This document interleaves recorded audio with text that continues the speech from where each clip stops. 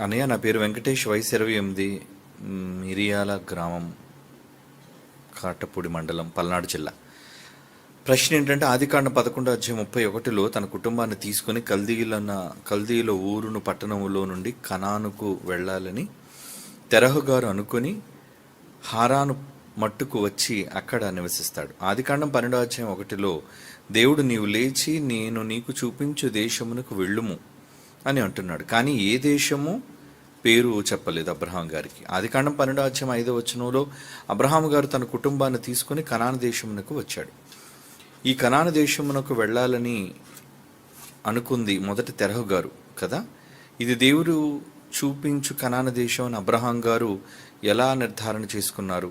అసలు దేవుడు అబ్రహాం గారికి పలానా దేశంలోకి వెళ్ళమని పేరు చెప్పలేదు. ఇది నా ప్రశ్న. మరొకటి, దేవుడు జలప్రళయంలో నోవాహు గారు చేసిన ఓడలో సృష్టిలో ఉన్న మొత్తం జీవరాశులను ఓడలోనికి ప్రవేశపెట్టాడు కదా. ఆ జీవరాశులు ఆ ఓడలో ఎలా పెట్టాడు? అన్ని జీవరాశులు ఓడలో పట్టవు కదా, ఇది ఎలా సాధ్యం? 2 ప్రశ్నలు అడుగుతున్నారు. మొదటి ప్రశ్న గురించి మనం ఆలోచిద్దాం. ఆదికాండం 11:31 ఏముందో మొదట మనం చదువుదాం. వారు అడిగిన ప్రశ్నలో ఆదికాండం 11:31 ఏముంది అక్కడ? తెరహు అంటే అబ్రహాం గారి తండ్రి. తెరహు తన కుమారుడగు అబ్రామును తన కుమారుని కుమారుడు అనగా హారాను కుమారుడగు లోతును తన కుమారుడగు అబ్రాము భార్య అయిన షారాయి అను తన కోడలిని తీసుకుని కనానుకు వెళ్ళుటకు కల్దీల ఊరను పట్టణము నుండి వారితో కూడా బయలుదేరి హారాను వరకు వచ్చి అక్కడికి నివసించారు. అంటే ఈ మాట ప్రకారంగా అబ్రహాము గారి తండ్రి గారైన తెరహు గారు షారాయిని, లోతుని, అబ్రాముని, అంటే అప్పటికి పేరు మార్చలేదు కాబట్టి అబ్రాము అంటున్నాడు కనుక వీళ్ళని తీసుకొని ఆల్రెడీ ప్రయాణం అవ్వడానికి సిద్ధంగా ఉన్నాడు. ఎక్కడికి? కనాను దేశమే. ఎందుకంటే అది సస్యశ్యామలమైన దేశం. ఎవరైనా బహుగా వ్యాపారం జరిగే చోటికి, లాభసాధకమైన చోటికి వెళ్ళడానికి ఇష్టపడతారు. ఎందుకంటే అక్కడ ఉద్యోగం దొరుకుతుందనే ఆశ, అలాగే వారికి భోజనం దొరుకుతుందనే ఆశ, వనరులు సమకూడుతాయనే ఆశ. ఇలా ఒక ప్రదేశం నుంచి ఒక ప్రదేశానికి వలసపోయే వలసదారులు అంటారు వాళ్ళు. కనుక తెరహు ముందుగా అనుకున్నాడు. ఏమని? నా పిల్లలతో నేను అక్కడికి వెళ్ళిపోతే బాగుంటుంది అని ఒక ప్రణాళిక ఆయన అనుకున్నాడు. తెరహు అనుకున్నాడు. అప్పటికి అబ్రహాం పెళ్ళి అయిపోయిందంటే మరి షారాయి కూడా ఉందిగా, తనతో పాటు తన భార్య ఉందంటే పెద్దగానే వీళ్ళు ఉన్నారు. సో అలా అనుకున్నాడు. మరి అనుకున్నప్పుడు వాళ్ళ దగ్గర నుంచి దేవుడు పిలిచాడు కదా ఎవరిని. సరే, 2వ మాట కూడా చదువుదాం. 12వ అధ్యాయం 1వ వచనం.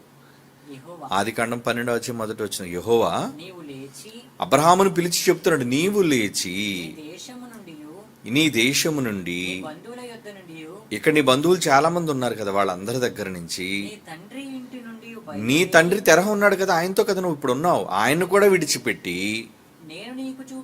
నేను నీకు చూపించే దేశానికి వెళ్ళుము. అంటే నేనంటూ ఒక దేశాన్ని నీకు చూపించాలనుకుంటున్నాను, ఆ దేశానికి నువ్వు వెళ్ళాలి. ఏంటి ఆ దేశం? కనాను దేశం. దేవుడు చూపించిన వాగ్దాన దేశం అంటే కనాను దేశం. ఇక్కడ కోయిన్సిడెన్స్ ఏంటంటే, దేవుడు అబ్రహామును తీసుకువెళ్ళాలనుకున్న దేశం, తెరహు గారు ముందుగా అక్కడికి వెళ్ళాలి అని సిద్ధపడిన దేశం, రెండూ ఒక దేశమే. అదే కనాను ప్రాంతం. ఎందుకంటే పాలుతేనులు ప్రవహించు కనాను అన్నాడు అంటే అది సస్యశ్యామలమైన దేశం. అక్కడ వనరులు సమృద్ధిగా దొరికే చోటు. కనుక అక్కడికి వెళ్ళాలని తెరహు ఒక తండ్రిగా తన పిల్లల్ని తీసుకుని వెళ్ళాలి అనుకున్నాడు. ఎందుకంటే ఆయన వలసదారుడుగా కనబడుతున్నాడు. ఎక్కడి వరకు? హారాను వరకు వచ్చేసాడు ఆయన. హారాను దగ్గర నుంచి అబ్రహామును ఏమన్నాడంటే, నాయన నువ్వు వచ్చే, నేను చూపించే దేశానికి నువ్వు వెళ్ళు అంటే. ఇంతకీ అబ్రహాం గారికి తెలుసా కనానికి వెళుతున్నట్లుగా దేవుడు చెప్పాడా? ఎలా చెప్పగలం మనం? బైబిల్లో ఒక మాటను మనం చూడగలిగితే చూద్దాం. ఒక మాట, అపోస్తుల కార్యములు 7వ అధ్యాయం 2 నుంచి 7 వచనాలు చదువుదాం. అబ్రహాము గూర్చిన సందర్భాన్ని అక్కడ చెబుతూ అపోస్తుల కార్యములు 7వ అధ్యాయం ప్రసంగం స్టెఫెను గారు మాట్లాడుతున్న సందర్భంలో ఏమని మాట్లాడుతున్నారు ఆయన? 2వ వచనం నుంచి. అందుకు స్టెఫెను ఏమని మాట్లాడుతున్నారంటే, మీరంతా మనం అంతా సహోదరులం కదా, తండ్రులారా వినండి, మన పితరుడైన అబ్రహాము హారానులో ఉండేవాడు కాపురం. అందుకంటే అక్కడి నుంచే కదా బయలుదేరాడు. కాపురం ఉండక మునుపు మెసపతోమియాలో ఉన్నప్పుడు దేవుడు అతనికి ప్రత్యక్షమై, నీవు నీ దేశం మెసపతోమియా దేశాన్ని, నీ సొంత ప్రజలందరినీ విడిచిపెట్టి బయలుదేరి నేను నీకు చూపించబో కనాను దేశానికి నువ్వు, అక్కడ కనాన్ అనలేదు కానీ నేను నీకు చూపించబో దేశం అన్నాడు అంతే. ఏ దేశమో చెప్పలేదు. అప్పుడు అతడు కల్దీల దేశమును, ఎందుకంటే అక్కడే కదండి ఊరనే ప్రాంతం, కల్దీ ప్రాంతం, మెసపతోమియా ప్రాంతం, ఆ ప్రాంతాన్ని విడిచిపెట్టి హారాను దగ్గరకు వచ్చేసారు. తండ్రి తీసుకొచ్చాడు కదా వాళ్ళందరినీ. అతని తండ్రి చనిపోయాడు, అక్కడే హారాన్లో చనిపోయాడు. చనిపోయిన తరువాత అక్కడ నుండి మీరిప్పుడు కాపురమన్న ఈ దేశం ఉందే, ఇశ్రాయేలు దేశం, కనాను దేశం, ఇక్కడ నివసించుటకే దేవుడు అతనిని తీసుకొచ్చాడు, అబ్రహాముని మీ పితరుణ్ణి అని చెబుతున్నాడు. అవునా? అలాగే హెబ్రీ పత్రిక 11వ అధ్యాయం 8వ వచనాన్ని మనం చూడగలిగితే ఇక్కడ విశ్వాసాన్ని గురించి చెబుతూ, అబ్రహాము యొక్క విశ్వాసాన్ని గురించి చెబుతూ ఏమంటున్నాడు దేవుడు? హెబ్రీ పత్రిక 11వ అధ్యాయము 8వ వచనం. అబ్రహాము పిలువబడినప్పుడు దేవుడు పిలిచాడు కదా, నువ్వు రానాయనా నేను నిన్ను ప్రత్యేకపరుచుకుంటున్నాను అని పిలిచినప్పుడు విశ్వాసమును బట్టి ఆ పిలుపుకు రమ్మని దేవుడు చెప్పిన ఆ పిలుపుకు లోబడి తన స్వాస్థ్యముగా పొందనయ్యున్న కనాను దేశాన్ని పొందబోతున్నాడు. పొందనయ్యున్న ప్రదేశమునకు బయలు వెళ్ళను. అవునా? మరియు ఎక్కడికి వెళ్ళవలెనో అది ఎరుగక అంటున్నాడు. చూడండి, అంటే అబ్రహాం గారికి తెలుసా కనాను ప్రాంతానికి వెళుతున్నాం మనం, నేను నిన్ను అక్కడ తీసుకువెళ్తున్నాను అని? తెలీదు. కనుక నాన్న తెరహు గారు అనుకున్నారు కనాను వెళదాము అని, హారాను వరకు వచ్చేశారు. ఏదో ఇప్పుడు ప్రయాణాలు అంటే ప్రయాణం కాదు కదా. ఎక్కడ మధ్యప్రాచ్యం, ఎక్కడ యెరూషలేము తూర్పు ప్రాంతం, మధ్యధరా సముద్రానికి తీర ప్రాంతం కనాను దేశం. ఇదంతా కూడా అటు మధ్యధరా సముద్రాన్ని భౌగోళికంగా మధ్యధరా సముద్రానికి గలిలయ, అలాగే మృత సముద్రం, ఈ రెండిటికి మధ్యనున్న యొర్దాను నది పారుతుంటది. ఈ మధ్యనున్న భూభాగమే పాలస్తీనా భూభాగం. దానినే కదా ఇశ్రాయేలీయులు పంచుకున్నారు యెహోషువ కాలంలో. కనుక ఇక్కడికి రావాలి అని తండ్రి అయిన తెరహు అనుకున్న అబ్రహాము తండ్రి రమ్మన్నాడంతే. తండ్రి అయితే మాటల్లో చెప్పుండో చేయమని, నాయన మనం కనాను దేశానికి వెళ్ళిపోదాం నాయన అని పెద్దవాడు కాబట్టి కుమారుడితో చెప్పుండొచ్చు. కానీ దేవుడు పిలుస్తున్నప్పుడు మాత్రం నేను నిన్ను కనానికి తీసుకెళ్తానని చెప్పలేదు. ఎలా చెప్పగలం ఆ మాట? ఇదిగో హెబ్రీ పత్రిక 11వ అధ్యాయము 8వ వచనంలో మనం చదువుకున్న మాట ఏమని? ఎక్కడికి వెళ్ళవలెనో అది ఎరుగక. అంటే పరిశుద్ధాత్మ దేవుడు ఇక్కడ ఏమని రాయిస్తున్నాడు? నువ్వు బయలుదేరిన ఆయన అన్నాడు అంతే. ఎక్కడికి బయలుదేరాలయ్యా అని ప్రశ్నించలేదటండి అబ్రహాము. మా నాన్నగారు ఏమో కనాను తీసుకెళ్తానంటున్నారు, నువ్వెక్కడికో రమ్మంటున్నావయ్యా, నన్ను ఎక్కడికి వెళ్ళమంటావు అని ఏం ప్రశ్నించలేదండి. కాముగా దేవుని మాటకు లోబడి బయలుదేరమన్నప్పుడు అబ్రహాం గారు బయలుదేరిపోయారు. అది కనాను అని ఆయన అనుకోలేదు. వచ్చిన తర్వాత నీకు తెలుసుండదు, ఓహో మా తండ్రి గారు అనుకున్నది ఈ ప్రాంతమే, దేవుడు కూడా నన్ను తీసుకొచ్చింది ఈ ప్రాంతమేనన్నమాట, ఈ భూభాగాన్ని దేవుడు నాకు ఇవ్వాలనుకుంటున్నాడా. ఇక్కడ ఇద్దరి మధ్య ఉన్న వ్యత్యాసం ఏంటంటే, తెరహు గారు బ్రతుకు తెరువు కోసం అక్కడికి వెళదాం అనుకున్నాడు కుటుంబంతో. తెరహు ఒక తండ్రిగా తన కుటుంబాన్ని తీసుకొని అక్కడికి వెళదాం అనుకున్నాడు. కానీ దేవుని సంకల్పం ఏంటి, దేవుని మాటలేంటి? అసలు నువ్వు పరాయి దేశంగా, పరాయి వాడిగా, పరదేశిగా వెళ్ళడం కాదు నాయనా, ఆ దేశాన్ని నీకు ఇస్తాను అన్నాడు. అది ఇద్దరు తండ్రులకి తేడా. భూ సంబంధమైన తండ్రి కేవలం ఆహారం కోసం లేదా బ్రతుకు తెరువు కోసం కనాని వెళ్ళాలి అనుకున్నాడు. కానీ పరలోకమందున తండ్రి ఏం ఆలోచించాడు? అక్కడ నువ్వు బ్రతుకు తెరువు ఏంటి నాయన, అసలు ఆ రాజ్యం అంతా నీదే, భూభాగం అంతా నీకే ఇవ్వబోతున్నాను, నీ సంతానానికి, అది నీ సొంతం, అది దేవుడే ఇచ్చిన దారాదత్తం చేశాడు కదండి వాళ్ళకి ఆ భూభాగాన్ని. కనుక అది ఇద్దరి తండ్రులకి, ఇతను భూ సంబంధమైన తండ్రి, అతను పర సంబంధమైన తండ్రి. కనుక మరి అబ్రహాం గారికి తెలియదంటే, తెలిసినా దేవుడు అక్కడికి తీసుకెళ్తానన్న సంగతి తెలియదు నాన్న. కనుక నువ్వు అడిగినట్లుగా 12వ అధ్యాయం 5వ వచనం ఆదికాండంలో అబ్రహాం గారు తన కుటుంబాన్ని తీసుకొని కనాను దేశంలోకి వచ్చాడు. ఈ కనాను దేశంలోకి వెళ్ళాలని అనుకుంది మొదట తెరహు గారు కదా. ఇది దేవుడు చూపించిన కనాను దేశం. అబ్రహాం గారు ఎలా నిర్ధారణ చేసుకున్నారు? అక్కడికి వెళ్ళిన తర్వాత దేవుడే చెప్పాడు. ఎందుకంటే ఇప్పుడు లాంటి ప్రయాణ సౌకర్యాలు ఆ రోజు లేవు కదా. ప్రయాణాలు అనగానే ఏదో ఒక రోజులోనూ 2 రోజుల్లోనూ వెళ్ళిపోయేది కాదు. ఐగుప్తు దేశం నుంచి కనాను దేశానికి ఎర్ర సముద్రాన్ని దాటి వెళ్ళడానికి 40 రోజులు చాలంట. 40 రోజులు, 40 days. కానీ 40 ఏళ్ళు తీసుకెళ్ళాడు, నడిపించాడు దేవుడు. ఎందుకంటే ఒకరా ఇద్దరా? ఎక్కడ పడితే అక్కడ పాళాలుగా వాళ్ళు వేసుకొని అక్కడక్కడ ఆగుతూ, ఆగిన చోట, ఎందుకంటే గుడారాలు వేసుకొని ఈరోజు గుడారం టెంట వేసుకొని వెంటనే రేపిప్పేయడం కాదు. ఒక దగ్గర వీళ్ళు దిగారు అంటే అక్కడ కొన్ని నెలల పాటు ఉండేవాళ్ళు. లేదా 40 ఏళ్ళు ఎందుకు అవుతుంది చెప్పండి? 40 ఏళ్ళు ఆ ప్రయాణం, ఎంత దూరం. ఈ మాత్రం తక్కువ దూరానికి 40 రోజుల్లో ప్రయాణం. ఎందుకంటే మరి కాలినడకని వెళితే. అలాగని ఆ రోజు సౌకర్యం ఏముంది చెప్పండి? గుర్రాలు లేదా రథాలు, ఖరీదైన వాళ్ళు గొప్పోళ్ళు తిరిగేవి. సర్వసాధారణమైన వాళ్ళు గాడిదలో, ఒంటిలో, అటువంటి సౌకర్యం. ఎద్దుల బండి, అవి కూడా ఇంచుమించు మనిషి నడిచినట్టే కదండి. వేగంగా 20 కిలోమీటర్ల వేగంతో వెళ్తుంది ఏంటి గంటకి. అది కూడా మెల్లిగా నడిచే, పరిగెట్టవు కదా. గుర్రాలైనా పరిగెడతాయేమో కానీ ఎద్దులు, ఆవులు ఆ రోజు బళ్ళను తోసేవి, లాగేవి, అవి పరిగెత్తవు కదా. కనుక అలా జరిగిన ప్రయాణం 40 రోజుల్లోనే వెళ్ళాలి. కనుక ఇక్కడ తెరహు తన పిల్లల్ని, కుటుంబాన్ని తీసుకొని బయలుదేరినప్పుడు కూడా చాలా టైం పట్టింది. వెళ్ళిపోయి హారాను వరకు వచ్చేసాడు. మెసొపొతేమియా నుంచి, ఊరనే ప్రాంతం నుంచి హారాను వరకు వచ్చాడు. ఇంకా అక్కడి నుంచి చాలా దూరం ఉంది వెళ్ళాలి. ఈలోపు దేవుడు పిలిచాడు. ఈలోపు అక్కడ తెరహు గారు చనిపోవడం, ఆయన సమాధి చేయటం, ఈయన వెంటనే అబ్రహాం గారు తన బంధువర్గాన్ని అంతటినీ విడిచిపెట్టేసి ఆయన బయలుదేరిపోయాడు. ఇది నేను అక్కడ జరిగిన విషయం. ఓకే, ఇది నీ మొదటి ప్రశ్నకు జవాబు. ఇక రెండో ప్రశ్న ఏంటి? దేవుడు జలప్రళయం నోవాహు గారు చేసిన ఓడలో సృష్టి ఉన్న మొత్తం 2 జీవరాశులు ఓడలోనికి ప్రవేశపెట్టాడు. ఆ జీవరాశులు ఆ ఓడలో ఎలా పట్టాడు? పట్టబట్టే అంత పెద్ద ఓడ కట్టించాడు. ఓడ ఎంత పెద్దదో మనకు తెలుసా? దేవుడు కొలతలు ఇచ్చి దేవుడు కట్టించాడు అంటే ప్రతి జంతువు పట్టేటట్లుగా భూమి మీద ఉన్న ఒక వంతు కదా భూమి, 3 వంతులు సముద్రం. ఈ ఒక వంతు భూమి మీద ఉన్న జీవరాశులన్నిటినీ కూడా పట్టేటంతటి వాడని కట్టించాడంటే కట్టించాడు. సృష్టించిన వాడు వాటి సైజ్ ఎంతో తెలియదా? పట్టే ఆలోచన ప్రణాళిక తెలియదా? విశ్వాన్ని కలుగు చేసినాడు అండి ఆయన.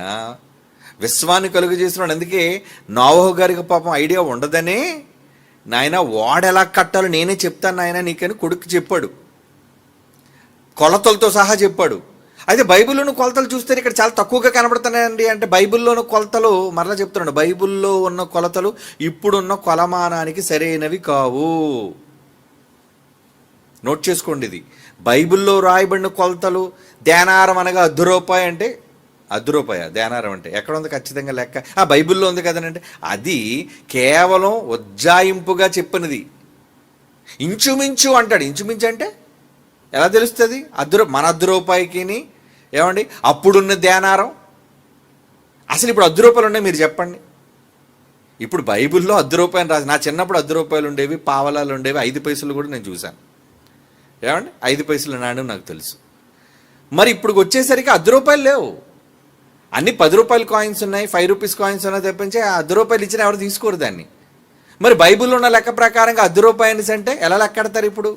అసలు ఇప్పుడు ₹100 అంటే ₹1తో సమానం అండి. ఎందుకంటే బయటికి వెళ్ళామంటే ₹100 సులువుగా ఖర్చు అయిపోతుంది. మరి ఆ రోజున్న లెక్కలేంటి?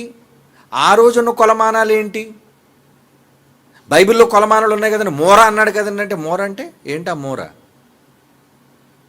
ఎత్తైన పర్వతాలు మునిగిపోవడానికి ఎన్ని మూరలు వచ్చిందటండి? ఎన్ని మూరల ఎత్తు నీళ్లు వస్తే హిమాలయ పర్వతాలు, ఎత్తైన పర్వతాలు మునిగిపోయాయని అక్కడ చెప్పాడు 11వ అధ్యాయంలో. 11వ అధ్యాయం కాదు, 6వ అధ్యాయం చూడండి ఒకసారి. ఆదికాండం జలప్రళయం, నోవాహు జలప్రళయం వచ్చినప్పుడు 7వ అధ్యాయంలోన నీరంతా వచ్చినప్పుడు ఎన్ని మూరలు ఎత్తు వచ్చిందంట చూడండి. ఎక్కడుంది?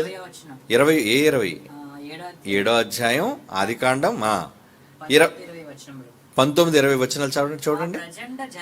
ప్రచండ జలములు భూమి మీద అత్యధికముగా ప్రబలినందున ఆకాశమంతటి క్రిందనున్న గొప్ప పర్వతాలన్నీ మునిగిపోయాయంట. 15 మూరలు అంటాడు చూడండి. 15 మూర. మీరు ఇక్కడికి వచ్చి అడిగితే రెండు ఒక మూర మల్లెపూలు ఇవ్వండి అని. ఏమండి మీ మూర అంతా? ఏమండి మన మూర ఎంత ఉందండి? మన మోచేయి వేలు దగ్గర నుంచి మోచేయి వరకు ఎంత ఉంటుందో ఏమంటే అది మూర, మన లెక్క అది. మరి 15 మూరలు అంటే ఒక అంతస్తు కూడా మొలగదు. 15 మూరల ఎత్తు వచ్చినందున అనేసి అంటే బైబిల్లో మూర లెక్క రైటా? అక్కడ బైబిల్లో రాయబడిన లెక్క ఏదో ఉండుంటుంది. దాని అర్థం వేరు. ఎందుకంటే బైబిల్ ఎక్కడి నుంచి తర్జుమా చేయబడింది? తెలుగు బైబిల్ కానీ ప్రపంచంలో ఏ బైబిల్ అయినా ఆదిమ పాత నిబంధనైతే హిబ్రూ నుంచి, క్రొత్త నిబంధనైతే గ్రీకు నుంచి. ఆదిమ హిబ్రూ గ్రీకు భాషల నుంచి భాషాంతరము చేయబడింది అని ఉంటుంది బైబిల్లో.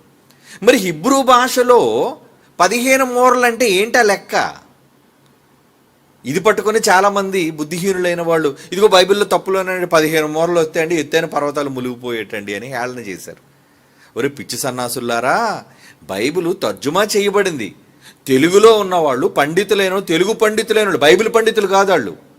మరలా చెప్తున్నాను, వాళ్ళు బైబిల్ పండితులు కారు, భావయుక్తంగా పండితులు కాదు. ఈరోజు బైబిల్ మనం నేర్చుకుంటున్నామే, పాండిత్యాన్ని మేము నేర్పిస్తున్నాం విశ్వవిద్యాలయం ద్వారా, ఏమండి కళాశాలల ద్వారా. కేవలం బైబిల్ మాత్రమే నేర్పిస్తున్నామా? ఈ నేర్పించేది బైబిల్ పాండిత్యం అంటారు దాన్ని.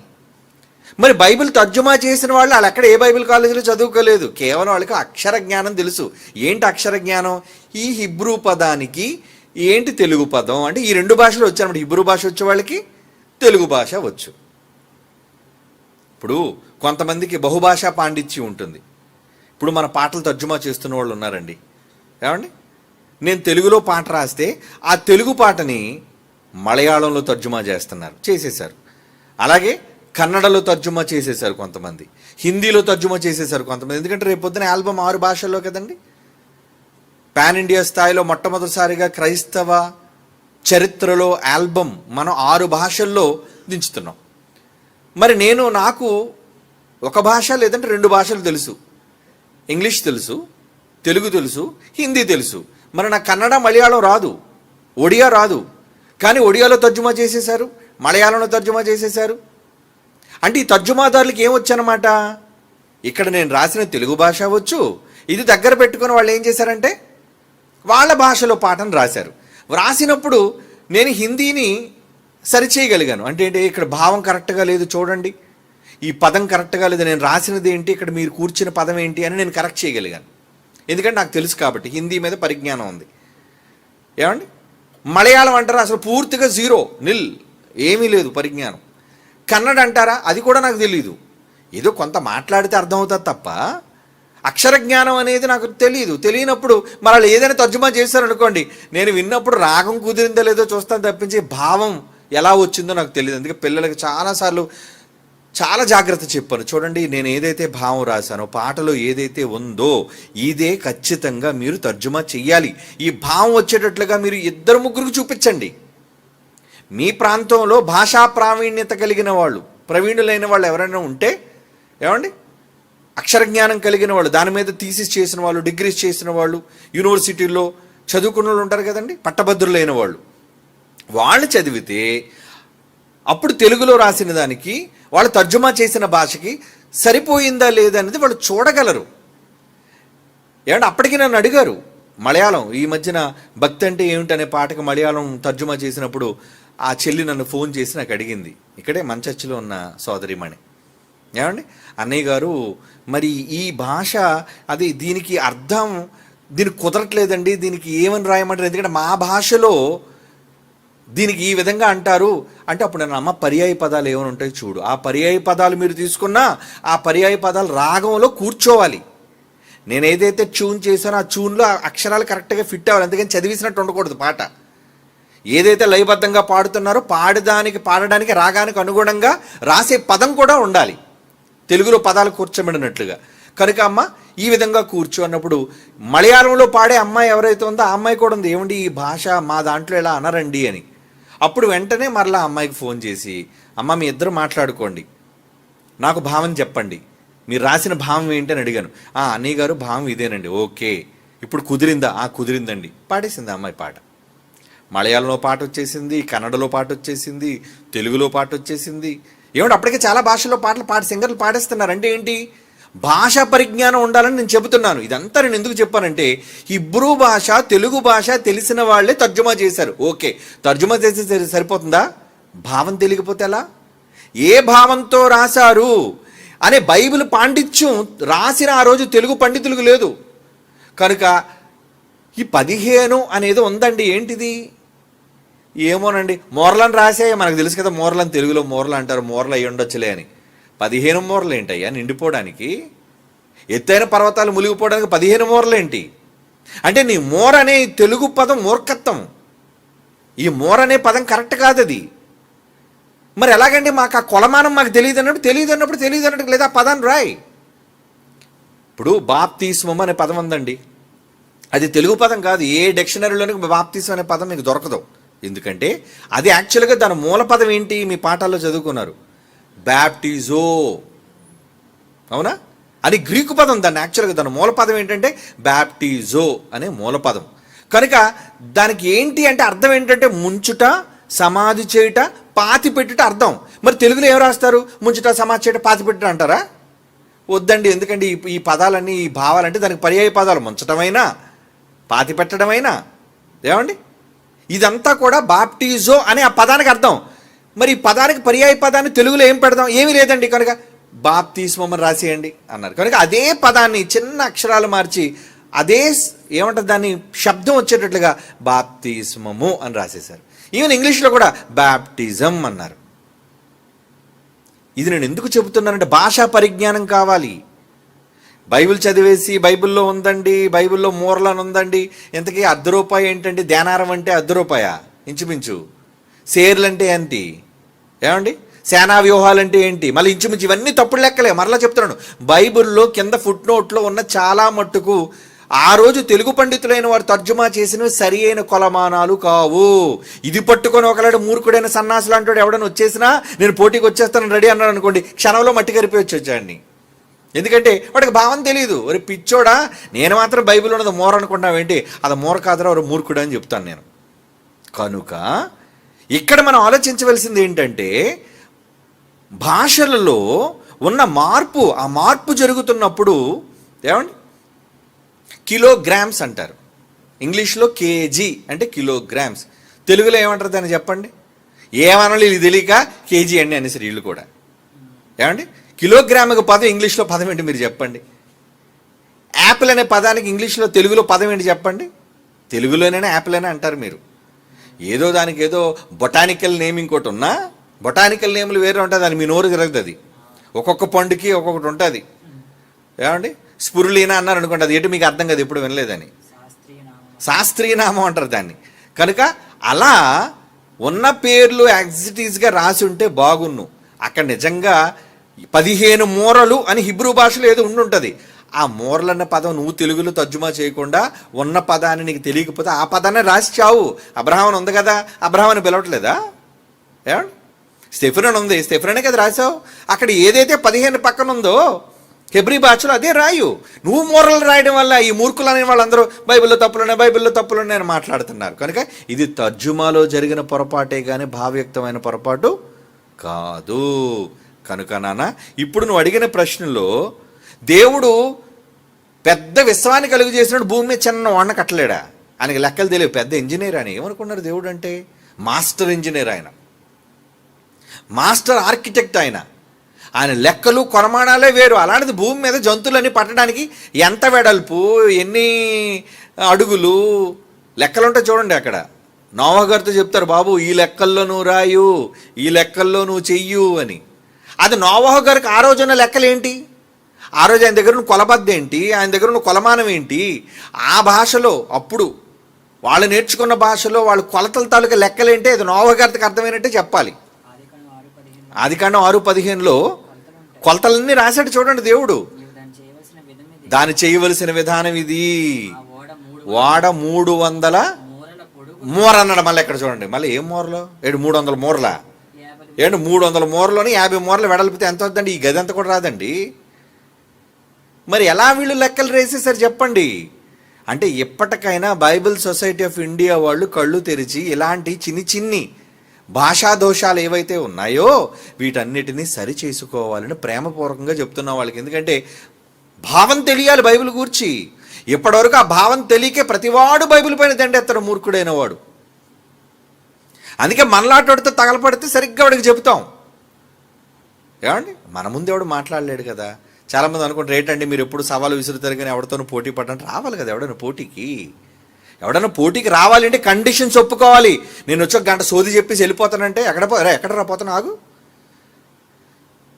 ఏలియా ప్రవక్తలు నరికించేశాడు. ఎవరిని?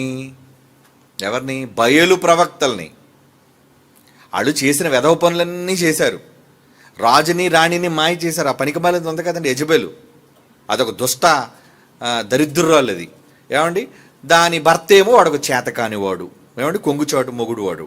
అలాంటి వాడు వీళ్ళిద్దరూ ఒక చేతకాని దద్దమ్మలైనప్పుడు వీళ్ళకి బయలు దేవత. ఆ దేవతకి ఎన్ని వందల మంది ప్రవక్తలు? 200 400? 400 మంది ప్రవక్తలు అటండి. అబ్బా, ఎంతమంది పూజారులు అవసరమా ఆ దేవతకి? ఆ బయలైన దేవతకు 400 మంది ప్రవక్తలట. వీళ్ళందరూ సోది చెప్పడం వల్ల ఈ సోది మాటలన్నీ రాజు రాణి, దేశాన్ని పరిపాలిస్తున్న రాజు రాణి విని మోసపోతున్నప్పుడు జబ్బ చరిచి సవాలు విసిరాడు, పిలిచాడు, మొత్తం దేవుడు దహించేశాడు. అరే పట్టుకుంటారా ఆ గుండె వేదవాళ్ళందరినీ అన్నాడు. ఎవరిని? ఆ 400 మంది బయలు ప్రవక్తల్ని.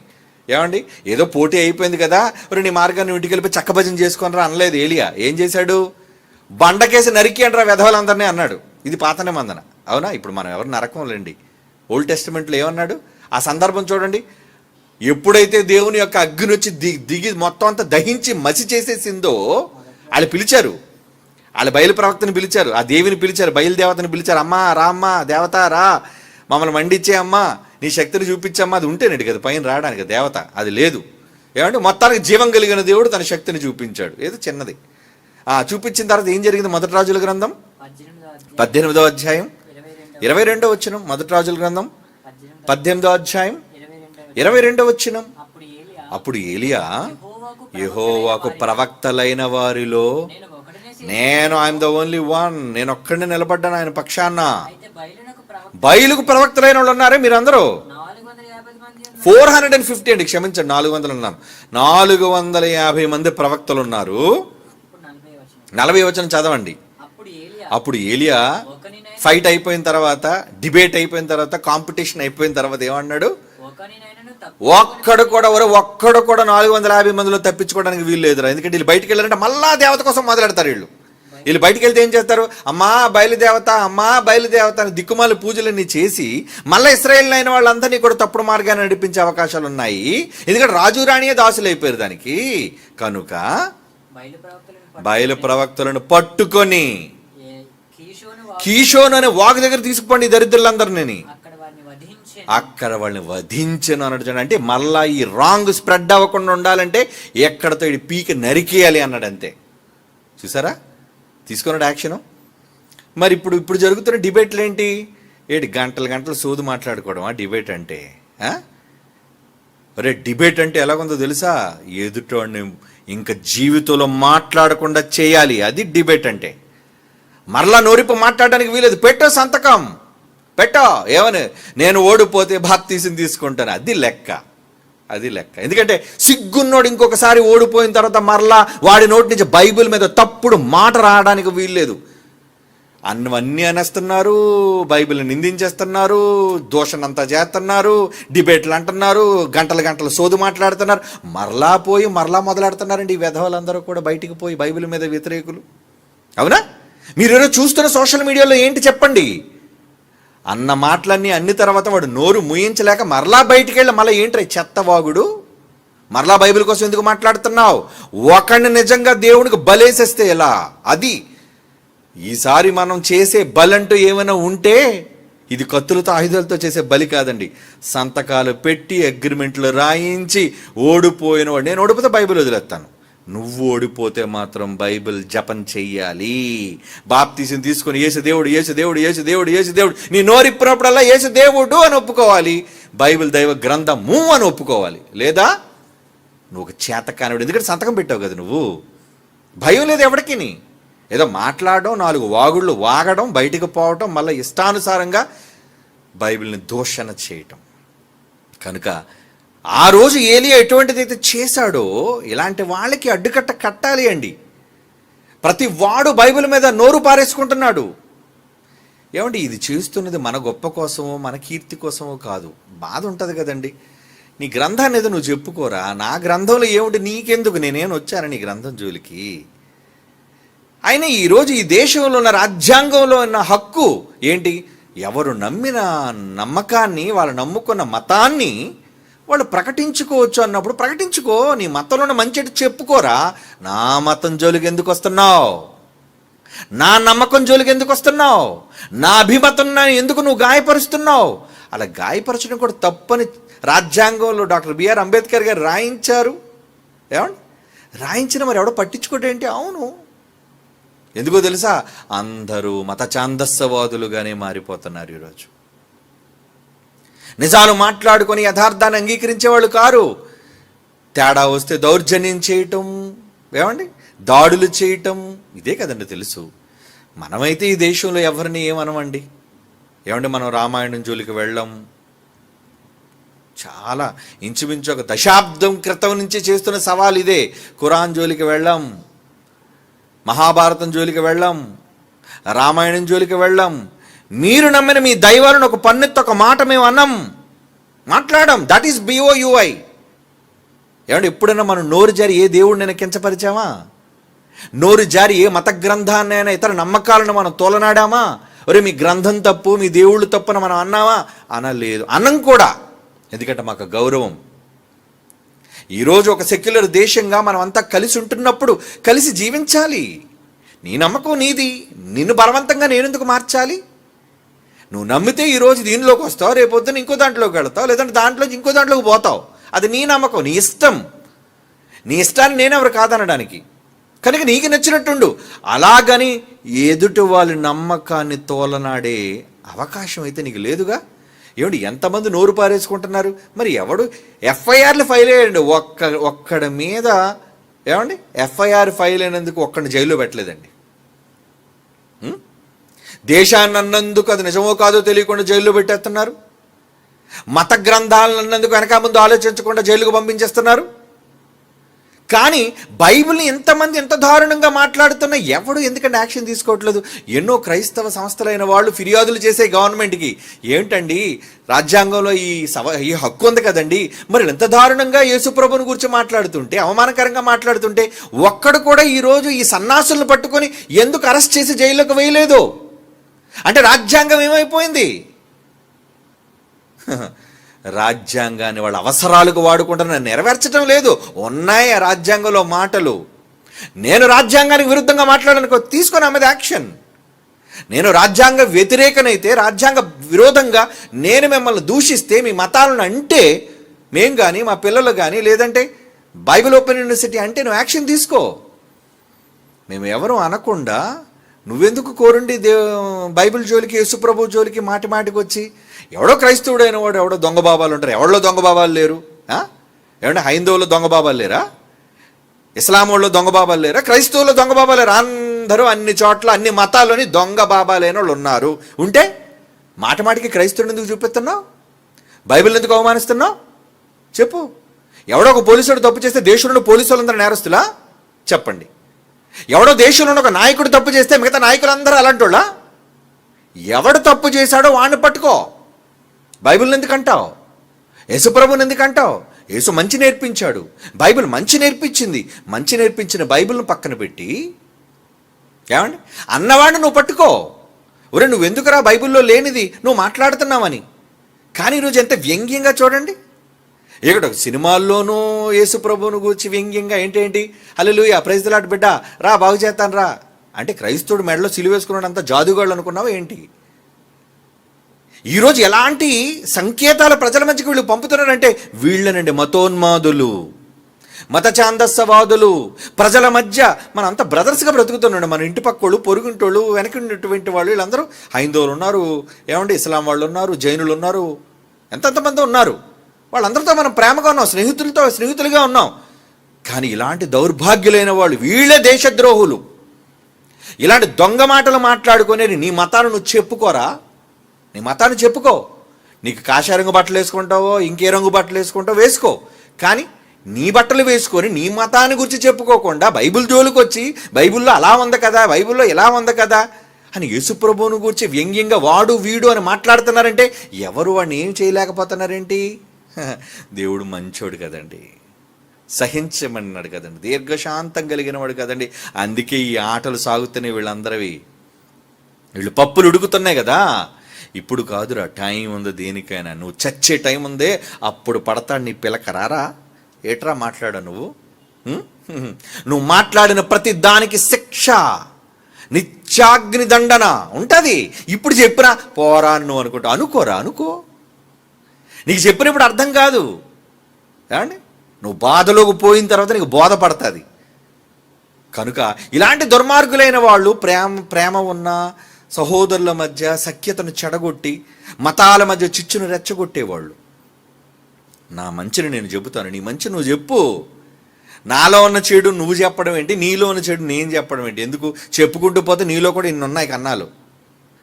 కానీ ఏ రోజు బైబిల్ ఓపెన్ యూనివర్సిటీ అలా మాట్లాడదు. నీ గ్రంథంలో దోషాలు ఉన్నాయి, నీ గ్రంథంలో తప్పులు ఉన్నాయి, నీ దేవుళ్ళు ఇలాంటి వాళ్ళు. No, never. ఇంకొకరు దూషించి నా దేవుడు గొప్ప చేసుకునే కర్మ నాకు అక్కర్లేదు. That is Bible. ఎవడనో చెడు చేసి నా దేవుడు గొప్ప అనుకోవడం అసలు కర్మ ఏంటి? నా దేవుడు గొప్పోడు, నా దేవుడు గొప్పతనం ఏంటో నా దేవుడు రాయించిన మాటల్లో నేను చెబుతాను. అందుకు ఎవరో దేవుడు తప్పని అని అనవలసిన అవసరత అది చాలా చిన్న చేటు, సిగ్గుచేటు కూడా. అది చాలా చిన్న విషయం. ఇంకొకరిని దూషించి నావాడు గొప్పవాడని చెప్పుకోవటం అది సమంజసమైనది కాదు, న్యాయబద్ధమైనది కాదు. అందుకే బైబిల్ ఓపెన్ యూనివర్సిటీ ఎప్పుడు అటువంటి తప్పుడు పని చేయదు. ఎవడో పనికి మాలిన వాడు ఏదో మాట్లాడతాడు, ఏదో వాడి మీద యాక్షన్ తీసుకో, కానీ బైబిల్ జోలికి రావద్దు, దేవుణ్ణి అనొద్దు, యేసుప్రభుని నిందించొద్దు. నువ్వు గౌరవించు. నీ దేవుడిని నేను ఎలాగైతే గౌరవించి మాట్లాడుతున్నానో నువ్వు కూడా గౌరవించు. గౌరవించమనే రాజ్యాంగం ఉన్నప్పుడు రాజ్యాంగం ఈ దేశంలో ఉన్న ప్రతి ఒక్కరికి అమలు జరగాలి. కానీ అంబేద్కర్ గారు కష్టపడి రాయించినా దాన్ని అమలు చేసేవారు ఈ దేశంలో లేరండి. చేసినా చెయ్యకపోయినా పైనంటూ ఒక సింహాసనం ఉంది, పైనంటూ ఒక దేవుని శక్తి ఉంది. ఆ శక్తి ఎవరి పట్ల ఎలా ఎప్పుడు నెరవేరాలో, ఎలాంటి ఆజ్ఞలు అమలు జరగాలో ఆయన చూసుకుంటాడు. అందుకే ఎంత మాట్లాడుతున్నా మనం సహిస్తున్నాం, ఓర్చుకుంటున్నాం, పట్టించుకోవట్లేదు. ఎందుకంటే నేను ఒకటే మాట అడిగాను, ఇన్ని దారుణాలు మాట్లాడుతున్నా బైబిల్ కోసం, ఇన్ని అవమానకరంగా మాట్లాడుతున్నా, ఏంటి బైబిల్కి కీర్తి తగ్గిపోయింది చెప్పండి? ఇన్ని నేరాలు మోపారండి, యేసుప్రభు మీద ఇన్ని నేరాలు మోపారండి ప్రపంచవ్యాప్తంగా, నాట్ ఓన్లీ ఇన్ ఇండియా. ప్రపంచవ్యాప్తంగా యేసుప్రభు అలాంటి ఆమెకు పుట్టాడు, ఆమె ఇంకొక వ్యభిచారితో ఉన్నాడని రకరకాలుగా అన్నారు. బైబిల్కి ఏమైనా ఒక వెంట్రుకు రాలిందా చెప్పండి? మా ధైర్యం ఏంటి, మా నమ్మకం ఏంటి? నువ్వేదో అన్నంత మాత్రాన, బురద జల్లినంత మాత్రాన, ఏమండి, నువ్వేదో బురద జల్లినంత మాత్రాన దేవుని యొక్క కీర్తి, బైబిల్ యొక్క ఖ్యాతి తగ్గిపోయేది కాదు. నానాటికి నువ్వు అనాలిసిస్ చూసుకో, లెక్కలు చూసుకో, ప్రపంచంలో క్రిస్టియానిటీ శాతం పెరుగుతూనే ఉంది. మరి నువ్వు ఇంత మాట్లాడినప్పుడు, ఇన్ని నేరాలు మోపినప్పుడు క్రైస్తవ్యాన్ని నమ్మకుండా పోవాలిగా. ఎందుకు కన్వర్షన్ బిల్ ఎందుకు చేసేశారు? మత మార్పిడి చట్టాన్ని ఎవరికి భయపడి చేశావు? క్రైస్తవ్యంలోకి చాలామంది వెళ్ళిపోతున్నారని గుండె ధైర్యం లేక నీ వాళ్ళని కాపాడుకోవడానికి చేసిన పిరికి పని అది కాదా? లేదంటే మత సామరస్యంతో ఉన్న ఈ దేశంలో మతపరమైన బిల్లులు ఏంటండి? Anti conversion bill. ఎందుకు యాంటీ కన్వర్షన్ బిల్ చేసావు? భయం. ఒరే ఎవడైనా మారిస్తే శిక్ష వేసేస్తావరా అంటే మారుతున్నారా? మారుతున్నారనే కదా అక్కడ అర్థం. మనం ఎంతవరకు చేసి అరిచావు, గీ పెట్టావు, గోల్ చేసావు, తెల్లవారు లేస్తే రాత్రి పడుకున్నంతవరకు నీకు బైబిల్ మీద దోషం తప్ప ఇంకోటి లేదు, అవునా? సోషల్ మీడియాలో బైబిల్ మీద మొరగడం తప్ప ఇంకోటి లేదు. ఏం జరిగింది? ఆగిపోయారా? క్రైస్తవంలోకి రావడం మానేశారా? నమ్మడం మానేశారా? మానర్రా. ఎందుకంటే that is the power of Bible. క్రీస్తులో ఉన్న శక్తి, బైబిల్లో ఉన్న పవర్ అది. నువ్వెవడో బురజల్లంత మాత్రాన బైబిల్ నమ్మడం మానేస్తారు. ఏమండి, బాప్తీసాలు ఆగిపోతాయి. బాప్తీసాలు ఆగిపోయా? ఎందుకు అయిపోయి బాప్తీసాలు? ఎన్ని చోట్ల బాప్తీసాలు జరుగుతున్నాయి? ఎంతమంది బాప్తీసాలు తీసుకోవట్లేదు?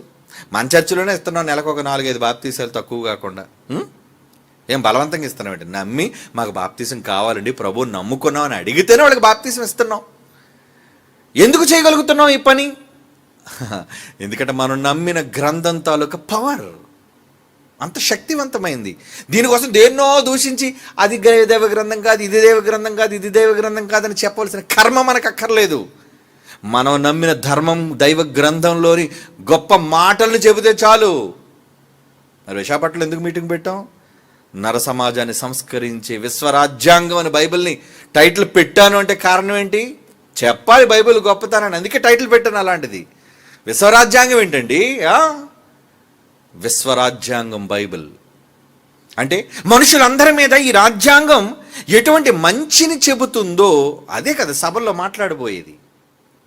దేవుని పిల్లలారా, కనుక ఈరోజు బైబిల్ మీద దాడి చేసేవాళ్ళు, బైబిల్ మీద అవమానకరంగా మాట్లాడేవారు, బైబిల్లో తెలియకుండా తర్జుమాలో జరిగిన పొరపాట్లు, ఇదిగో ఇక్కడ మోరల్ లెక్క. ఏమండి, ఇప్పుడు సోదరుడు అడిగాడు ప్రశ్న ఏంటంటే, ఎలా అండి ఇన్ని జంతువులు, ఇన్ని జీవరాశులు, ఇన్ని లక్షల జీవరాశులు అంటే ఆ లక్షల జీవరాశులు సముద్రంలో చేపలతో పాటు ఉన్నాయి. ఏమండి, 3 లక్షలు 2 లక్షల జీవరాశులు అన్నారు కదా. ఈ 2 లక్షల జీవరాశులు ఏడు భూమి మీద ఉన్నాయి అనుకున్నారా? 4 లక్షల జీవరాశులు కాదు. సముద్రంలో ఎన్ని ఉన్నాయి? సముద్రంలోనే ఎక్కువ ఉన్నాయి. భూమి మీద ఉన్న జీవరాశి తక్కువ. అందులో అన్నింటినీ తీసుకోలేదు. మగ ఆడ వాటిని తీసుకున్నాడు. వాటికి ఎంత స్థలం కావాలో దేవుడికి లెక్క తెలుసు కాబట్టి యోహానుతో చెప్పాడు. అక్కడ ఏమని? మరలా చదవండి ఆ మాట. మోరలు అని రాయబడింది. That is wrong. నేనే చెప్తున్నాను, బైబిల్లో మోరా అన్న పదం తప్పు. దాని తాలూకా హిబ్రీ భాషలోని ఆ రోజు నోవహు గారికి ఉన్న లెక్క, ఈరోజు నువ్వు రాసిన మోర అనే లెక్క కరెక్ట్ కాదది. ఎందుకంటే తర్జుమా చేసినట్టు తెలుగు వచ్చి కానీ భావం తెలియదు వాడికి. చదవండి, అందుకే ఏమన్నాడు అక్కడ? ఇందాక చదివిన 7వ అధ్యాయం ఆదికాండం 40 వచ్చినవా? ఆదికాండం 7వ అధ్యాయం 20 వచనం. 15 మూరల ఎత్తున అక్కడ కురిసేలండి. ఓడ 40th వరుస చూడండి, చదివారు కదా ఇందాడ. 40 అంత గట్టిగా మాట్లాడండి, నోరు లేదేంటి? ఒకరు చెప్పండి. అంత సైలెంట్ అయిపోయారు. చెప్పండి ఒకరు. 20వ వచనం. అది కాదు, ఓడ తాలూకా కొలతల లెక్క. 6వ అధ్యాయం 15వ వచనం. ఎలర్ట్గా ఉండాలి కదా. ఆ ఓడ 300 మూరల ఏంటండి? 300 మూరలు. ఏది రోడ్డు మీద ఇప్పుడు వెళ్ళి మీరు జాన లెక్క మూరలేండి. 300 మూరలు ఎంత వస్తుంది ఓడ? 300 మూరల పొడవు. ఇటు 50 మూరల వెడల్పు. 50 మూరలే. 50 మూరల వెడల్పును, 30 మూరలు ఎత్తటండి. మామూలుగా మన దగ్గర టైటానిక్ షిప్ ఎంత పెద్దగా ఉందండి? ఇప్పుడు చదువుతున్న పెద్ద పెద్ద క్రూజ్ షిప్పులు చూడండి, కదులుతున్నాయి సముద్రంలో. క్రూజ్ షిప్ 1000 మంది పడతారు అందులో, 1000 మంది. మనిషే వాడుకున్న జ్ఞానంతో ఇప్పుడు కట్టేస్తున్నాడు. మరి దేవుడు 50 మూరల పొడవున్న ఓడ కట్టించాడా? అయ్యో, అది మోర అన్నది తెలుగులో రాసిన మూర్ఖుల మాట. బైబిల్లో ఉన్న మోర తప్పు. తర్జుమా చేసిన వాళ్ళు చేసిన తప్పుడు పని. ఆ లెక్క వేరు, ఆ కొలమానం వేరు. ఆ రోజున నోవహు గారు కొలమానం హిబ్రూ భాషలో ఉంది. దాన్ని వీళ్ళు తీసుకొచ్చి మోరగా వీళ్ళు కన్వర్ట్ చేసి రాశారు. కాబట్టి సరిపోద్దా అంటే సరిపోద్ది. దేవుడు లెక్కల ప్రకారంగా ఇప్పుడు రాసిన తెలుగు మాటలోని మోర లెక్కల ప్రకారంగా అయితే సరిపోతుంది, సరిపోదు. కనుక నాన్న, నువ్వు అడిగే ప్రశ్న సో ఇప్పుడు నీకు బాగా అర్థమై ఉంటుంది. ఇప్పుడు రెండో ప్రశ్న నువ్వు అడిగావు, మరి దేవుడు ఇన్ని జీవరాశుల్ని కూడా ఓడలో పట్టేటట్లుగా, అందులో ఏనుగులు ఉన్నాయి, వెడల్పైనవి ఎత్తైనవి కదండి. జిరాఫీలు అంటే పొడుగాటి పీకలు ఉంటాయి వాటన్నిటికీ, అవునా? ఏదో సింహాలు పుల్లు ఇవి అంటే పొట్టుగా ఉంటాయి కాబట్టి పర్లేదు. 2 కాబట్టి ఆడమగ కాబట్టి పర్వాలేదు. మరి జిరాఫీలు ఏనుగులు ఇవే కదా కొంచెం ఆకారంలో పెద్దగా కనబడేవి జీవరాశుల్లో. కనుక మరి వాటికి కూడా సరిపడేటట్లుగా దేవుడు కట్టాడు. ఆ కొలమానం బైబిల్లో ఉన్న కొలతలతోనూ, అలాగే అక్కడ జలప్రళయం వచ్చినప్పుడు 15 మూరల ఎత్తు రావటం వల్ల నీళ్ళంతా మునిగిపోయి, ఈ మూరల లెక్కల తప్పు. కనుక రేపొద్దున భవిష్యత్తులో ఎవరైనా అడిగితే ఇంత వివరణ మీరు ఇవ్వాలి. అందుకే ఈరోజు మన ధైర్యంతో అన్నారే బైబిల్ని తప్పు అన్నవాడు ఎవడని ఉంటే ఒక్క ప్రశ్న, 1 క్వశ్చన్, 100 పట్టుకు రాకు. నువ్వు ఒక్క దాంట్లో నన్ను ఓడించి చాలు. ఒక్కటి ఓడించి గెలిచే నన్ను, నేను బైబిల్ వదిలేస్తాను. నువ్వు ఒక్కటి ఓడిపోయి అనుకో, ఒక్కటి నిరూపించలేకపోతే, నువ్వు అడిగిన ప్రశ్నకు నేను జవాబు చెప్పి నేను ఒప్పించలేకపోతే, ఏమండి నిజం నేను చెప్పినప్పుడు బైబిల్లో ఉన్నది ఇది అని అర్థం నేను వివరించిన తర్వాత నేను ఒప్పను అని మూర్ఖుడుగా అన్నావు అనుకో, సంతకం పెట్టాలి. అందుకే నువ్వు ఎక్కడికో పారిపోతావు తెలిసే బాప్తిస్మం. నేను దీనికి సమాధానం వచ్చిన తరువాత, దీనికి ఎక్స్ప్లెనేషన్ వచ్చిన తర్వాత, అంగీకరించిన తర్వాత నేనేం చేస్తాను, బాప్తిస్మము తీసుకొని క్రైస్తవుడిగా మారిపోతాను అని సంతకం పెట్టాలి. అప్పుడే కదా నువ్వు బైబిల్ తరకు గొప్పతనాన్ని అంగీకరించిన వాడు అవుతావు. లేదంటే మళ్ళీ కుక్కలా బయటికి వెళ్ళి మురుగుతూనే ఉంటావు. అది నీవు చచ్చినంత వరకు ఈ మురుగుడు ఆపవు. కనుక ఒకడికి అలాంటి దెబ్బ, చావు దెబ్బ అంటారు దాన్ని, అలాంటి చావు దెబ్బ పడితే మిగతా వాళ్ళందరూ గుండెల్లో రైళ్లే కదండి. రైళ్ళు పరిగెట్టాలి కదా. లేదా బైబిల్ ఎందుకు అంటున్నావు, బైబిల్ జోలికి ఎందుకు వస్తున్నావు, మాటి మాటికి దేవుడిని ఎందుకు దూషిస్తున్నావు? దేవుడు మంచివాడు అయిపోయాడు కాబట్టి, కరుణామయుడు అయిపోయాడు కాబట్టి, నేనేం అంటలేదు, క్షమిస్తున్నాడు కాబట్టి ఏదో రెచ్చిపోతున్నావు. కానీ దేవుడు కోపాన్ని తట్టుకోలేవయ్యా, తట్టుకోలేవు. నిన్ను క్షమిస్తున్నాడు, ఇంకా నువ్వు మార్పు రావాలని ఎదురు చూస్తున్నాడు దీర్ఘశాంతంతో. ఆ దీర్ఘశాంతాన్ని నువ్వేదో ఆటగా తీసుకున్నావేమో. నేను ఇన్ని మాటలు అంటున్నా, ఎవడనన్ను అనేవాడు, నాకు జరిగేది ఏముంది, నాకు ఊడేదేమీ లేదు, పోయేదేమీ లేదు నువ్వు అనుకుంటున్నావేమో. పోయేటప్పుడు తెలుస్తుంది దాని పరిణామం ఎలా ఉంటుందో, దాని పర్యవసానం ఎలా ఉంటుందో. ఏమండి దాని తాలూకా పరిస్థితులు ఎంత తీవ్రంగా ఉంటాయనేది తర్వాత కదా అర్థమవుతుంది. మరి ఇప్పుడు చెప్పినా నువ్వు అర్థం చేసుకోవు, వినవు. ఎందుకంటే పొగరెక్కి, దుష్టులు పొగరెక్కి ఉన్నారు. మమ్మల్ని ఎవడేటి చేస్తాడులే అని అనుకుంటాడు. బైబిల్లో ఆ మాట కూడా రాయించాడు కదా. దుష్టులు పొగరెక్కిపోతారు, మమ్మల్ని ఎవడేం చేస్తాడులే అనుకుంటారు. కనుక దేవుని పిల్లలారా, ఇలాంటి బెదిరింపులకి, ఇలాంటి వాటికి మీరు భయపడకండి. మీరు నమ్మిన గ్రంథం గొప్ప దైవ గ్రంథం.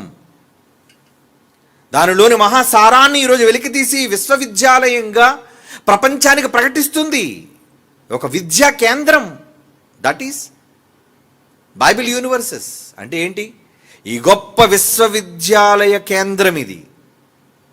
విశ్వంలోనున్న వాళ్ళందరికీ కూడా ఈ విశ్వరాజ్యాంగంలోని విషయాలను ప్రకటించి నేర్పించే సమర్థత BOUI ఉంది. ఎందుకంటే బైబిల్ తెరిచి మనం చదువుకుంటున్నాం, దాన్ని ప్రకటిస్తున్నాం. అందుకే ఈరోజు ఈ స్థాయిలో మనం ఉన్నాం. మరి చెప్పాలి, ప్రకటించమని దేవుడు మనకి ఈ మాట చెప్పకపోతే మనకి అన్ని ఈ బాధలు ఎందుకు చెప్పండి? నాయన మీరు వెళ్ళండి, సర్వలోకానికి వెళ్ళి సర్వ సృష్టికి సువార్తను ప్రకటించని దేవుడు మనల్ని ఆదేశించాడు కనుకనే కదండి ఈ ప్రయాసం మనకి. లేదంటే మీరు సువార్త కోసం బైబిల్ పట్టుకొని ఎందుకు వెళ్ళాలి? తిట్లు ఎందుకు తినాలి? తన్నులు ఎందుకు తినాలి? ఏమండి ఎన్ని బెదిరింపులు ఎందుకు మీకు రావాలి? సువార్తకి వెళ్తే బెదిరింపులు, ఏమండి ప్రకటిస్తుంటే ఆటంకాలు, వెళుతుంటే ప్రతివాడు హేళన చేయటాలు. నువ్వు నచ్చితే వినయ్యా, నచ్చకపోతే వెళ్ళిపో. అంతేగాని నీకు పర్మిషన్ ఇచ్చింది ఎవడు? ఏమండి ఆ మధ్యన చూసారు, ప్రతివాడు నీకు ఎవడ పర్మిషన్ ఇచ్చాడు అంటే, ఎవడైనా అలుసుగా దొరికితే నోటుకొచ్చినట్టు మాట్లాడతావా? వాడు చేస్తుంది మంచి కదా, సమాజానికి మంచి నేర్పిస్తున్నాడు. ఎవడు పీకలు కోయమని చెప్పట్లేదు. బైబిల్ నేర్పించిన సంస్కారాన్ని, బైబిల్ నేర్పించిన మంచిని సమాజంలో ప్రకటించడానికి సువార్త పేరటే వెళుతుంటే దేవుడు మంచి చెప్పమన్నాడు. మంచి చెప్పకూడదా? మంచి చెప్పకూడదా? చెప్పాలి, మంచి ప్రకటన చేయాలి. అది చిన్ననాటి నుంచి బడిలో నువ్వు ఎలాగైతే చెబుతున్నావో, ఈ సమాజం పెద్దదైపోయినా చెడిపోయింది. మరి చెడిపోతున్న సమాజానికి పాఠాలు చెప్పవా? చెప్పండి. పెద్ద పిల్లలైన వాళ్ళు, కాలేజీ పిల్లలైన వాళ్ళు తప్పు చేస్తే వెంటనే వాళ్ళకి ఇచ్చేది ఏంటి? ఏమండి పోలీసులు పిలిచి ఏమిస్తారు వాళ్ళకి? ఏమంటారు దాన్ని? కౌన్సిలింగ్ అంట. అంటే ఏంటది కౌన్సిలింగ్ అంటే ఏంటి? వాళ్ళకి బుద్ధి నేర్పే పాఠాలు చెప్పడం. ఒరే నీ బ్రతుకు పాడైపోద్దురా, నువ్వు ఇలా డ్రగ్స్కి కానీ బానిస అయిపోతే నీ బ్రతుకు ఏమైపోద్దు నీకు తెలియదురా, ఎప్పటికైనా మానుకోరా అని సర్ది చెప్పి వాళ్ళకి జ్ఞానోదయాన్ని కలుగు చేసేది ఉంటా చూసారా, కౌన్సిలింగ్ అంటున్నారు మీ పదంలో. అదేంటో కాదండి, వాళ్ళకి నేర్పించే బోధ, వాళ్ళకి నేర్పించే మంచి, ఇలా ఉండకూడదు, అదేనా? మరి అదే మేము చేస్తున్నాం. దానికి నువ్వు మతం అని పేరు పెట్టావేంటి? యేసుప్రభు చెప్పాడు, మంచిని ప్రకటించమని చెప్పాడు, దానికి నువ్వు మతం అని పేరు పెట్టావు. కానీ సంస్కారాన్ని నేర్పించడానికి, సమాజంలో మంచిని, దేవుడంటే భయాన్ని, భక్తిని నేర్పించడానికే కదా మనం వెళ్తున్నాం. అరే దేవుడు అన్నాడు ఉన్నాడు రా, పైన ఒకడు, సృష్టికి కర్త అనే ఒకడు ఉన్నాడు రా, ఆయనకి భయపడండి రా. ఈరోజు నువ్వు పీల్చే గాలి ఆయనది, నువ్వు తినే ఆహారం ఆయనది, మనమంతా ఆయన వల్లే బ్రతుకుతున్నాం కాబట్టి ఆయన ఎందుకు భయభక్తులు కలిగి ఉండండి. తప్పులు చేయకండి, నేరాల జోలికి వెళ్ళకండి, ఏమండి, హత్యలు చేయకండి, దోపిడీలు చేయకండి. ఇవే కదన్నా మనం చెబుతున్నాం. పబ్లిక్ మీటింగ్స్లో కావచ్చు, లేదంటే వీధిలో సువార్త కావచ్చు, ఏదైనా మనం చెప్పే మంచి అయినప్పుడు ఇది కాదా కౌన్సిలింగ్? ఇది కౌన్సిలింగ్ కాదా? అంటే ఇది చెప్పి సమాజంలో ఎవడైనా దేవునికి భయాన్ని నేర్పిస్తుంటే ఇది మతం అని పేరు పెడతావా? మరి అక్కడ తప్పు చేసిన వాళ్ళకి నేర్పించేదేంటి? అది కౌన్సిలింగ్. పాఠాలు వాళ్ళకి బోధిస్తున్నావు, నువ్వు అనుకుంటున్నావు ఈ మంచి మాటలేవో. చాలామంది మూర్ఖులైన వాళ్ళు ఏం మాట్లాడారు తెలుసండి, నువ్వు బైబిల్ అయితే నువ్వు చర్చిలో ప్రకటించుకో, బయట ఎందుకు ప్రకటిస్తావు? బయట అంతా బాగుంది మరి. ఏమంటే సమాజంలో వాళ్ళందరూ చాలా గొప్పగా ఉత్తములుగా తయారైపోయారు అందరూ. ఈరోజు ఎలాగొంది చెప్పండి, క్రైమ్ రేట్ ఎలాగొంది చెప్పండి సమాజంలో. ప్రతి చోట క్రైమ్ క్రైమ్ క్రైమ్ క్రైమ్. ఎన్ని దారుణాలు, దేశాన్ని కుదిపేస్తున్న దారుణాలు జరుగుతున్నా మరలా వింటూనే ఉన్నామండి. ఎవరికి భయం లేదు. ఏంటి భయం లేదంటే కారణం ఏంటి? దేవుడంటే బొత్తిగా భయం లేదు. దేవుడంటే భయం లేదు సమాజానికి. మరి దేవుడంటే భయం కలిగించాలని చెప్పాలా వద్దా దేవుని గురించి? మరి నువ్వేంట్రా దేవుడి గురించి చెప్పొద్దంటావు? దేవుని గురించి సమాజంలో చెప్పొద్దనడానికి ఎవడు నువ్వు? చెప్తాను నేను. దేవుని వలనే మనం ఉన్నాం, దేవుని వలనే మనం బ్రతుకుతున్నాం. నువ్వు నమ్మకపోతే పో. నేను దేవుడిని నమ్మనండి, పోరా. దేవుడిని నమ్మకపోతే నమ్మేవాడు ఉన్నాడు, వినేవాడు ఉన్నాడు, మారు మనసు పొందేవాడు ఉన్నాడు, లేరా? ఏమిటి ఎంతోమంది బైబిల్ విని, దేవుని మాటలు విని తాగుబోతులు మారిపోలేదా? వ్యభిచారులు మారిపోలేదా? ఏమైనా ఈ మధ్యన సోషల్ మీడియాలోని ఎవరో ఒక ఆవిడ నటి అటండి, ఆవిడ పేరేంటో తెలియదు కానీ ఏదో నటి, ఏదో తమిళ నటు మలయాళం నటు, ఆవిడ పేరేంటి? ఆవిడ ఏదో సాక్ష్యం చెప్తుంది, నా జీవితం చాలా బాగోలేదండి, ఒకప్పుడు నేను సినీ నటిగా ఉండేదాన్ని. ఎవరండి ఆవిడ పేరు? దివ్యవాణి కాదండి, ఇంకొక ఆవిడ కాదు, తమిళ ఆవిడ, మలయాళం ఆవిడ. ఆవిడొకప్పుడు అంటే వేష్యగా కావచ్చు, లేదంటే చెడ్డగా బ్రతికేది. అంటే సోషల్ మీడియాలో చూశాను, మలయాళపు నటో తమిళ నటో ఆవిడ. షకీలా, ఎస్ షకీలా ఆవిడే, కరెక్ట్ అండి. నవ్వకండి, తప్పే ఉంది. ఏమండి, నేను తప్పు చేశాను, ఒకప్పుడు పాపాత్మురాలుగా ఉన్నానని ప్రజల మధ్య ఒప్పుకోవడం నేరమా? మిగతా వాళ్ళందరూ గొప్ప షకీలాలు, మరి నీతిమంతులు. సమాజంలోనికి వచ్చి నేను తప్పు చేశాను, పాపాత్మురాల్ని, నేను ప్రభువుని నమ్ముకున్నాను, నన్ను రక్షించాడని చెప్పడంలో అవమానపడవలసిన విషయం ఏమీ లేదు. మంచి విషయం అది. ఎంతోమంది దొంగలు మారిపోయారు, ఎంతోమంది నేరస్తులు మారిపోతున్నారు. మరి షకీలా మారిందంటే కారణం ఏంటి? ఒకప్పుడు యువతరాన్ని పాడు చేయడానికి షకీలా కానీ, ఆవిడ సినిమాలు కానీ, లేదంటే ఆ రోజు మరి ఆవిడ చేసిన మరి మాటలో, లేదంటే పనులో సమాజాన్ని, యువతరాన్ని పాడు చేసినా ఇప్పుడు తప్పు తెలుసుకుందిగా. మరి తప్పు తెలుసుకుందంటే ఎలా తెలుసుకుంది? ప్రకటించబట్టి, బైబిల్లోని మంచిని నేర్పించబట్టి. ఆవిడ ఒకటే మాట ఉంది, ఏమండి, ఒక వ్యభిచారినైనా సరే యేసుప్రభు వారు రాయితో దండించకుండా ఆవిడని అమ్మాని పిలిచి ఆవిడని క్షమించి మంచి చేయమని చెప్పారే, అది ఆదర్శం అండి. అవును, ఆదర్శమే. మార్చవా? అంటే ఎప్పుడు వ్యభిచారులుగానే చూస్తావా? సమాజంలో మంచిగా నువ్వు మార్చవా? దొంగలుగానే చూస్తావా? వాళ్ళు మార్పు తీసుకొని రావా? నేరం చేస్తే శిక్ష వేసేస్తానంటావు, తప్పు చేస్తే నేరస్తులను చూపిస్తావు. కానీ మన నేరస్తునిలోని నేరాన్ని మాన్పేదలా? అదే బైబిల్ చేసేది, అదే నేను ప్రకటించేది. ఈరోజు క్రైస్తవులు సువార్త పేరట సమాజంలో బైబిల్ పట్టుకుని వెళ్ళి చెప్పేది, సమాజాన్ని మార్చేది. మత మార్పిడి కాదు అది. సమాజంలో దుష్టత్వాన్ని, క్రూరత్వాన్ని, చెడుని రూపుమాపడానికి యేసు చెప్పే మాటలేనయ్యా. మంచి గుడ్ నేర్పిస్తున్నారు వాళ్ళు. గుడ్ క్యారెక్టర్, మంచి స్వభావం, దాన్ని నేర్పిస్తుంటే వద్దని నువ్వే వాడు చెప్పడానికి, 4 గోడల మధ్య మంచి చెప్పాలా నేను? అవును, మరి సమాజం అంతా చాలా గొప్ప ఉత్తమోత్తమంగా బ్రతుకుతున్నారు, నేరాలే జరగట్లేదు ఎక్కడ. ఏమంటే ఎక్కడ చెప్పాలి చెప్పండి? ఎక్కడ సమాజంలో నేరాలు జరుగుతున్నాయి అక్కడికి వెళ్ళి చెప్పాలి. That is counselling.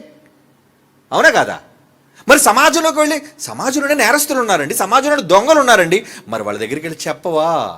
అయ్యా, నువ్వు చేస్తే ఒక నరకం అనేది ఒకటి ఉంది, నీ ఆత్మకు చావు లేదు, చస్తే నువ్వు నరకానికి పోతావు శాశ్వత కాలం, నువ్వు భూమి మీద చేసిన పాపాలకి నీకు ఎల్లకాలం నరకంలో నువ్వు దహించుకుపోతావు. మారయ్యా, ఎప్పటికైనా నీ జీవితాన్ని మార్చుకోవయ్యా, పాపపు జీవితాన్ని వదిలేయి. అది వ్యభిచార జీవితమా, తాగుబోతు జీవితమా, లేదు ఎటువంటి పాపవంకిలమైన జీవితమా, వదిలేయ్యా. మంచిగా మారు అంటే క్రీస్తుని నమ్మిన వాళ్ళు, క్రైస్తవులుగా మారిన వాళ్ళు మంచిగా మారుతున్నారు. అందుకే ఎందుకు?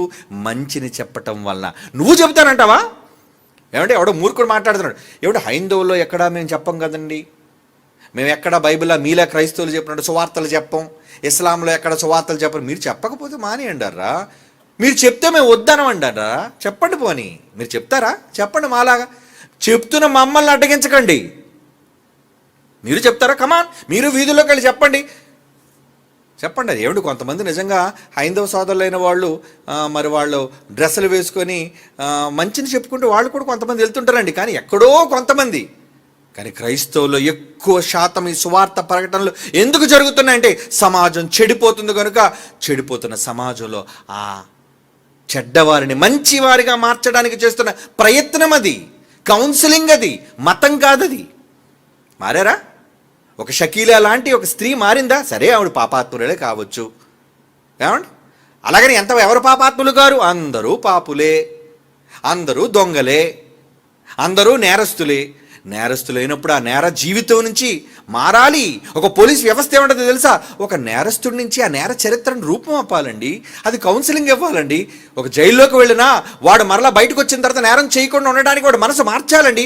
అందుకే జైల్లో కూడా బైబిల్ చెప్పిస్తున్నారు, జైల్లో కూడా ప్రకటన వాళ్ళకి అనుమతి ఇచ్చారు, తెలుసా అండి? ఎందుకు చెప్పించాలి? వాళ్ళ మనసులు మారాలి. ఒక నేరం చేసిన వాడు బయటకు వచ్చి నేను బైబిల్ చదువుకున్నానండి, నేను నేరస్తుడిగా జైల్లో ఉన్నాడు బైబిల్ చదువుకున్నాను ఒక బల్బీర్ సింగ్ చెప్పలేదా సాక్ష్యం? ఇక్కడ మన దగ్గర రాజమండ్రి సెంట్రల్ జైల్లో ఎన్నో సంవత్సరాల జైలు శిక్ష అనుభవించిన సత్యం చెప్పాడా? నేను బైబిల్ చదువుకున్నానండి, లోపలికి వెళ్ళి బైబిల్ చదువుకున్నానండి. ఎస్, ఇవన్నీ సాక్ష్యాలు. మంచి చెబుతుంది బైబిల్. నీకు చేతనైతే మమ్మల్ని చెప్పొద్దని అనొద్దు, నువ్వు కూడా చెప్పు. నీ గ్రంథాన్ని పట్టుకొని రోజు రోడ్ల మీద తిరుగు. మేము అడిగితే అప్పుడు నన్ను అడుగు. నువ్వెందుకు తిరుగుతున్నావు మేము ప్రశ్నించాం, చెప్పు. మంచి చెబుతున్న మమ్మల్ని చూసి అసూయ పడకు. మేము చెప్తున్న మంచి, మేము నేర్చుకున్న మంచి సమాజానికి నేర్పిస్తున్నాం.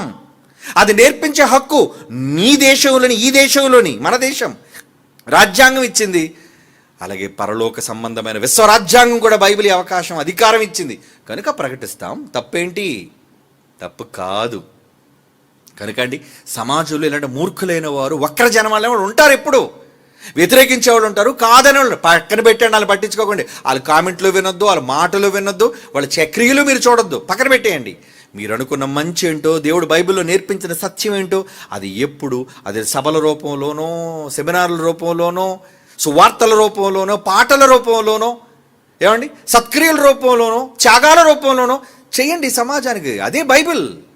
నిన్ను వలి నీ పొరుగు అని ప్రేమించను ఒక్క మాటలో బైబిల్ ఉందంటే హ్యాట్స్ ఆఫ్. ఎంత గొప్పదండి బైబిల్. అంత గొప్ప బైబిల్ని ఈరోజు మనం కలిగి ఉన్నాం కనుక లోకం అనే తప్పుడు మాటలకు భయపడకుండా నీ విధి ఏంటో క్రైస్తవుడా నువ్వు నిర్వహించు. సంఘం అనే భేదం వద్దు, డినామినేషన్ అనే భేదం వద్దు, నువ్వే ప్రాంతం అనే భేదం వద్దు, నువ్వే కులం అనే దరిద్రపు భేదాలు మనకొద్దు. బైబిల్ నమ్మిన క్రైస్తవులుగా మనం బైబిల్ పట్టుకొని ఈ సమాజంలో మంచిని, నీతిని, యేసు నేర్పించిన సత్యాన్ని ప్రకటిద్దాం. మారుతారు, నిజంగా చెప్తున్నాను, మారుతారు. మారిన వారిలో నువ్వు, నేను, ఎన్నో కొన్ని లక్షల మంది ఉన్నారు, కోట్ల మంది ఉన్నారు ప్రపంచవ్యాప్తంగా క్రీస్తు మాట విని మంచిగా మారిన వాళ్ళు. ఇంకా చెడ్డవాళ్ళు చాలామంది ఉన్నారు, వాళ్ళు కూడా మారుద్దాం. వీళ్ళెవరికి భయపడవలసిన పని లేదు, వీళ్ళెవరికో భయపడి సువార్తలు మానవలసిన అవసరత లేదు, సభలు పెట్టడం మానేసుకోవాల్సిన అవసరత లేదు. రాజ్యాంగంలో మనకు హక్కు ఉంది కనుక మనం చేద్దాం. ఓకేనా? నీ ప్రశ్న కూడా సమాధానం వచ్చేసింది. God bless you. మిగిలిన ప్రశ్నలకు నెక్స్ట్ సాటర్డే మాట్లాడుకుందాం. కళ్ళు మూసుకోండి, ప్రార్థన చేసుకుందాం. పరిశుద్ధుడైన తండ్రి దేవా, ఈ దేశంలో మంచి రాజ్యాంగాన్ని మాకు ఇచ్చి సువార్త ప్రకటించుకునే అమూల్యమైన భాగ్యాన్ని మాకు అనుగ్రహించారు తండ్రి. అందుకు మీకు స్తోత్రములు, మీకు కృతజ్ఞతలు నాయన.